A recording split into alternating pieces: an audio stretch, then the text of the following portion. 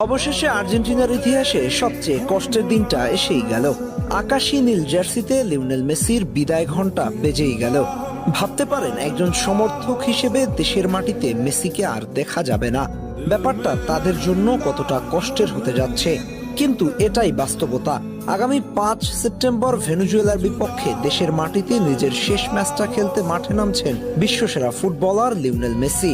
ম্যাচটি অনুষ্ঠিত হবে আর্জেন্টিনার রাজধানী বুয়েনোস আয়ার্সে। সমর্থকদের উপচে পড়া ভিড় ঠেলে এইবারই শেষবার মাঠে আসবেন গ্রহের সেরা ফুটবলার। আর্জেন্টিনার শহর জুড়ে কি একটা অবস্থা হবে ভেবে দেখেছেন? মেসি নিজেও হয়তো কান্নায় ভেঙে পড়বেন। প্রাপ্তি আর অপ্রাপ্তির মিশেলে চোখের কোণে জল আসাই স্বাভাবিক। যাত্রাটা শুরু হয়েছিল 2005 সালের 17ই আগস্ট হাঙ্গেরির বিপক্ষে। সেদিন বদলি হয়ে মাঠে নেমেছিলেন।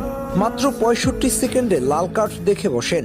শুরুটা মোটেও ভালো হয়নি, তবে এরপর